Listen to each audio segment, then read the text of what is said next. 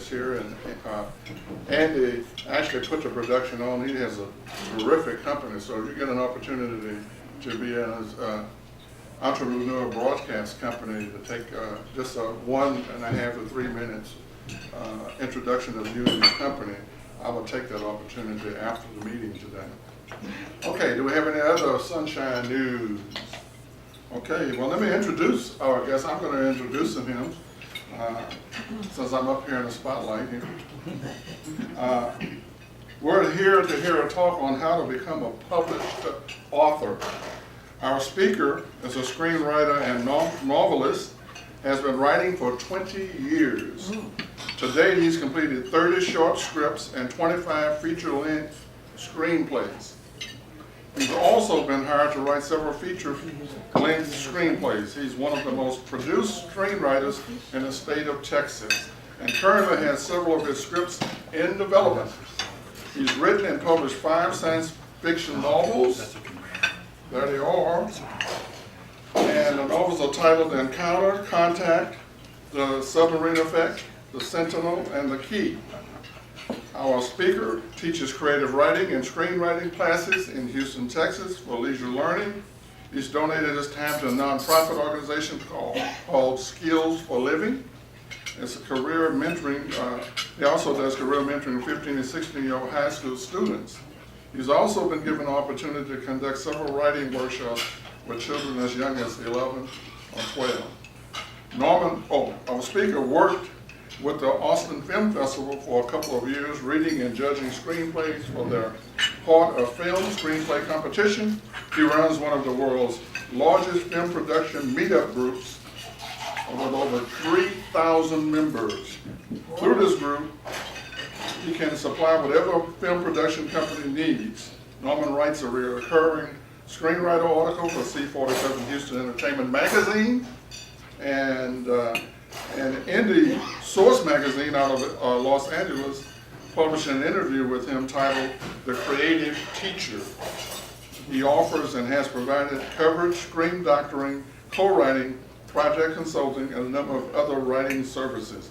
Ladies and gentlemen, please help me welcome screenwriter and novelist Norman Ray Fisk.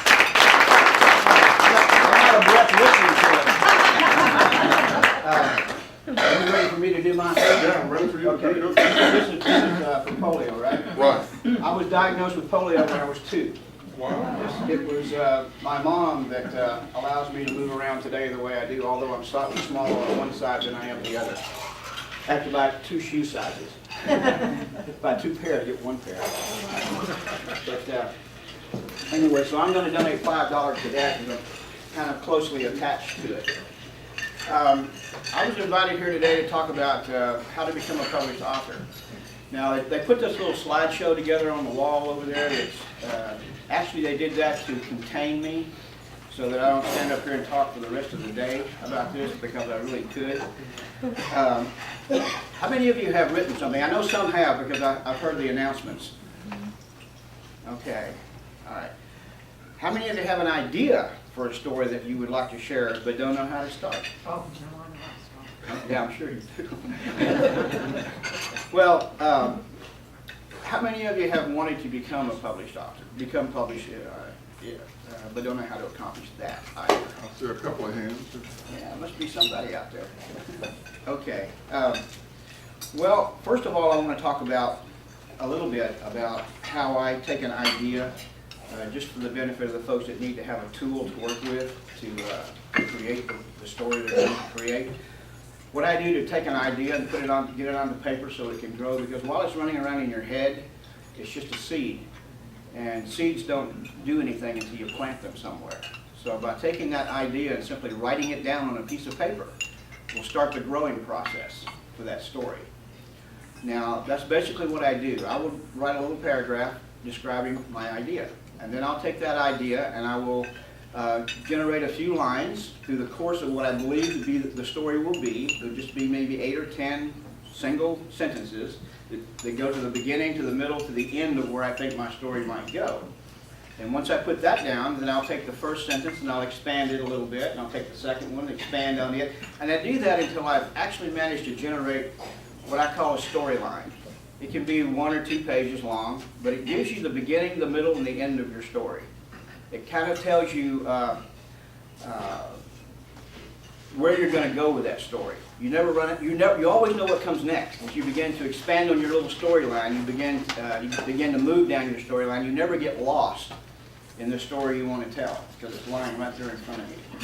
That's a tool that I use to begin the process. Now, from that point, it can either become a novel or a short story, or it can become a screenplay. It doesn't matter. But the one thing you do have to have is a story. Now, reasons to become published. Additional source of income. Well, that's true. Once a book has made it to the published state and it's being circulated and purchased by individuals or stores or whoever's going to sell your book for you, basically it's free income. You don't have to do anything else. Every time you get every time royalties are deposited for you, it's money that your book has earned for you, but you don't have to do anything else for it. So basically, it's free money. That's a good reason to get it done. Okay, you can use it to communicate your ideas to help you to generate more income. You can also well, there's also the accomplishment of knowing you've written a book, that you've written and published a book.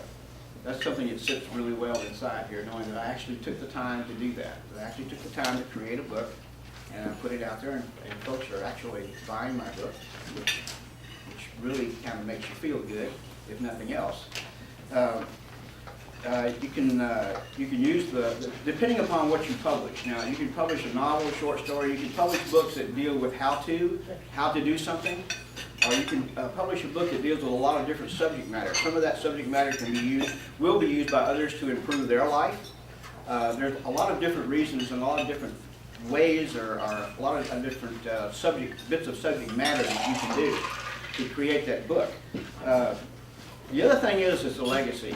The book will live after you. Ghost wrote a book for a young lady based on a story dealing with World War II, and her family got me to write this book, and it came out in '09, became an Amazon bestseller. 2 months after the book came out, she passed away. Oh. And see, a ghostwriter doesn't make anything off the book other than what he's paid to write it. He doesn't make any royalties or anything, but she did send me a signed copy of the novel, which I have framed and hanging on a wall. And I got her family contacted me after her death, thanking me for making it possible for their mother to live forever.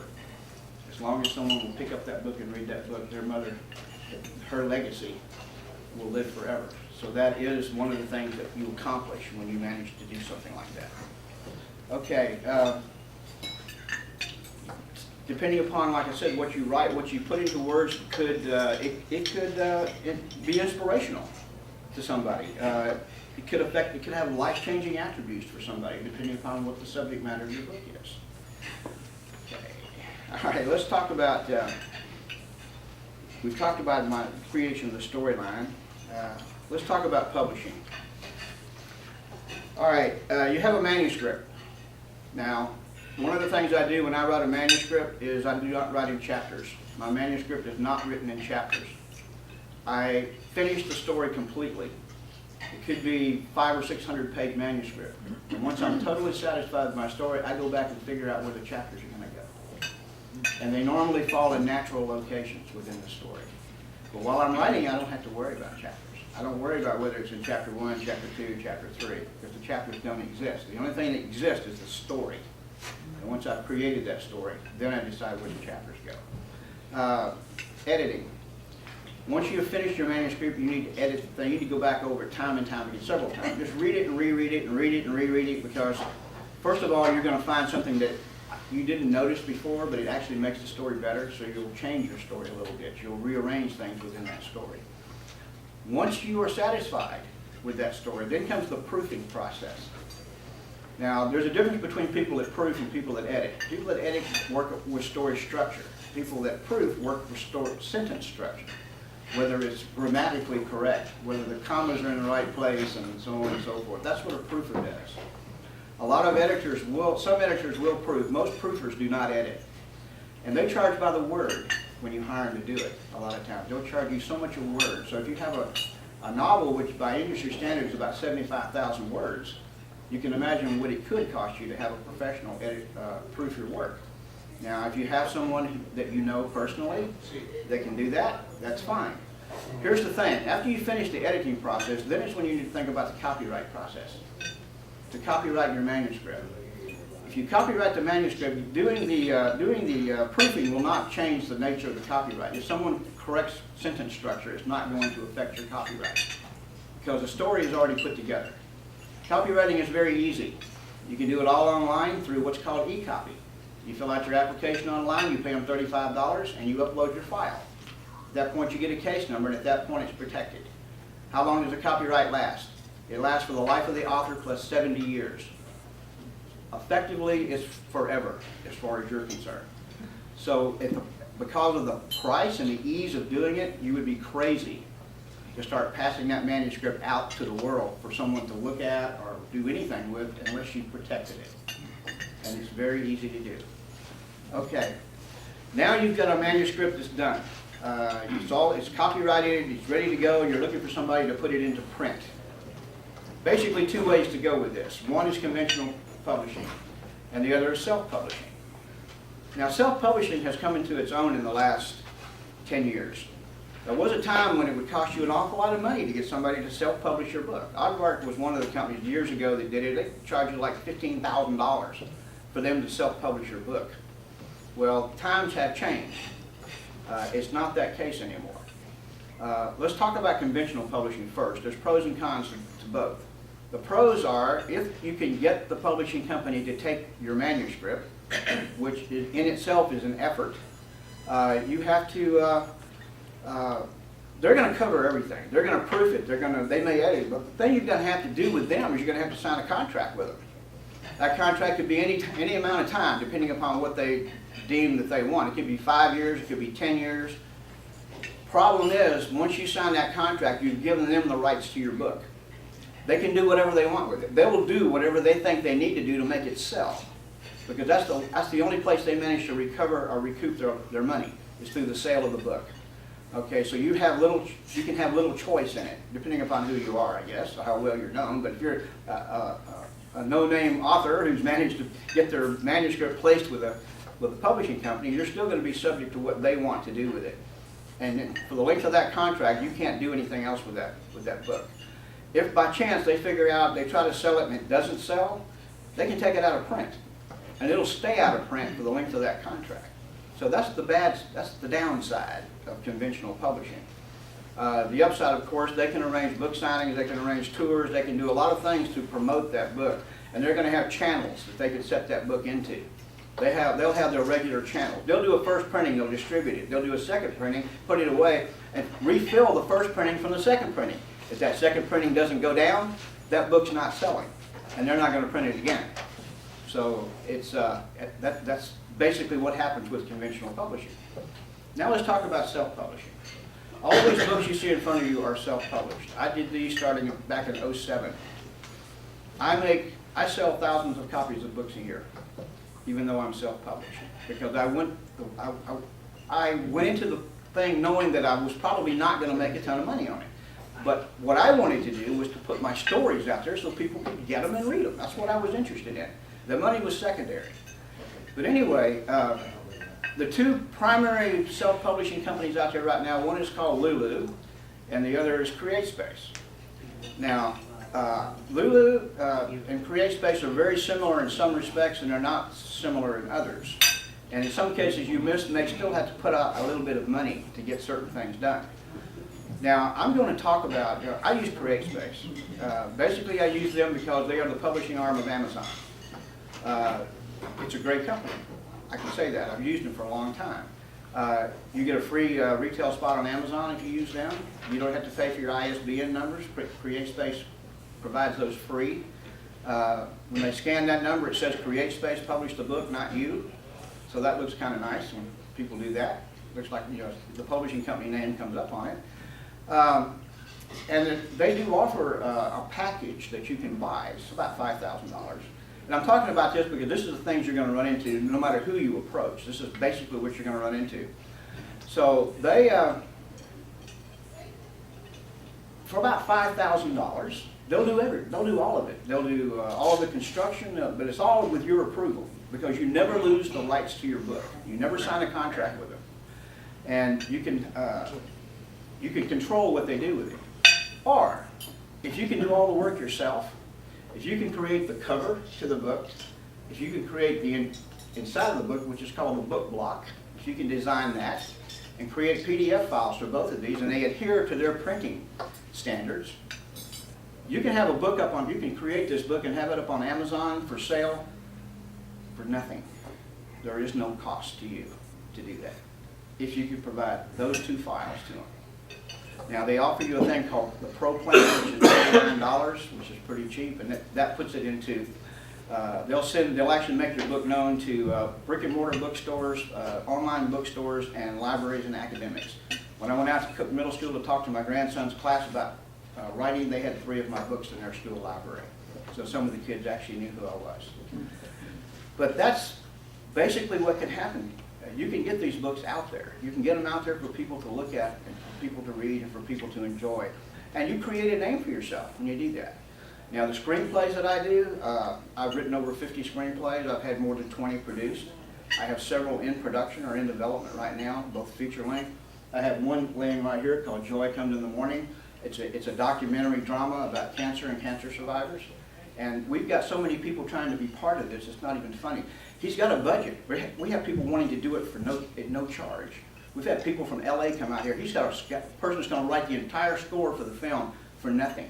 He's got a world-class script supervisor that is coming out here from LA to do the script supervision on this film for nothing. So it's something that's really taking off. I'm glad to be part of it. I was given the book that was written by a mother and daughter who were diagnosed with cancer 6 months apart. The mother passed away, and the daughter is a survivor, and she has formed support groups everywhere. That's what she does, and that's what this film is about. It's about the journey that these two people took in the presence of cancer. And then we do 6 case studies covering various forms of cancer and what happens and what can happen, what the symptoms are, and so on and so forth. But I had to make it entertaining. How do you make cancer entertaining? You build little scenarios around the folks that are involved with it so that there's something going on with them in addition to this. And so anyway, it's a feature-length film, and it's in development right now. So I was very proud to be part of this. And they found out about me through the stuff that I do here in Houston, for the most part. I try to support anything that has to do with film in Houston. I had one of my scripts win a gold Remy at Warfest. I wrote it for Eddie Bauer Jr. It's called Casa del Agua. He's the grandson of the guy who formed the clothing company. And he has his own line of sunglasses and whatever. He's a very interesting character. He actually starred in one of my short films. He played the father of in one of my short films. But anyway, that's pretty much it. Now, what I'm going to do, we do have a handout that we're going to make available to you that covers everything that I just talked about. These are your notes to take home with you. So you didn't have to sit there and try to remember all of it, because I had to talk really fast because he keeps pointing at that wall. So, He wants questions and answers too. Yeah, I know. And I want to open it up for a few questions if you have any. Yes? Contact. There was a movie of that. It has nothing to do with Jodie Foster. Oh, okay. That's what I was checking. You have no idea how many times I've been asked that. Well, you can add one more to the I can have one more. Yes. So how do you get the royalties when you self-publish? Okay, now in my case, Amazon pays the royalties. It's all being distributed through them. I'm also a member of Kindle Direct Publishing. That goes out to 20 different countries. Amazon authorizes these books to be printed in here, Canada, the UK, Europe, and Japan. So I get royalties in dollars, Canadian dollars, pounds, euros, and yen. Is how they come, and they have it all designated at the top, how much I have of each. But then Amazon converts all of it, and they have they do a direct deposit to a bank account every month for the royalties that come out on the books. Yes. You mentioned about Amazon publishing your books. Is that like e-books, or is it actual physical No, copies? the book you're looking at right here comes from them. They do both. If you go through the Kindle, then it's going to be an e-book. These books are available both in printed version and for the Kindle both of them. The books that are done, printed in the U.S., the ones that are sold here per se, are printed in Charlotte, South Carolina. It'll have that on the last page of every book and the date the book was actually printed. It's called print on demand, which is why it doesn't cost you anything. They don't print the book till somebody pays for it, and then it's shipped. You can order one book and get it in 3 days. You can order 100 books and get them in 3 days. It's as simple as that. There is no warehouse. The only space I'm taking up with Amazon is in their computer system, which is basically why it doesn't cost me anything to have them do it. But that's only through CreateSpace. That's through their publishing company. Now, CreateSpace does books, they do film, and they do music. And they will put them all out. And they do it very professionally. First time I got one of their books, I tried to tear it apart, and I couldn't. I managed to get the cover off of it, but I couldn't break the binding on it. So the stuff that they do is as good as what anybody puts out. The quality of the book is as good as what anyone puts out. But, like I said, edit it and have it proofed, because what you give them is what they're going to put out. And if it's not done that well, you're not going to. That's not going to do your reputation any good. So you need to get the books done to the extent where you're absolutely satisfied with it before you give them the files to put out. So I had a young student from Rice University for several years. She was an English major, and she would proof my manuscript for $100 a piece. Wow. And boy, was that a deal. Unfortunately, she graduated and left, and she didn't do it anymore. But anyway, that's just one of the things. I'll put a notice up on the bulletin board at Rice University saying, I'm a writer, I need someone to proof. Then she contacts me. It's a beautiful deal to have somebody do that. Yes. I attended the American Booksellers Association conference in New York City a couple of Yeah, they have years a ago. big one in California, too. Yeah, and my question was, what about ebooks? Because ebooks would be so easy. And then what the man said, though, and I had him repeat it because I didn't believe him, he said, when you write an ebook, it will be picked up within 2 hours from China, from Mexico, and from Japan. Let's put it this way. And we're complaining because the NSA and all these people are grabbing our emails and looking at them and all of our phone calls. Hey guys, she put it in the air. That can happen.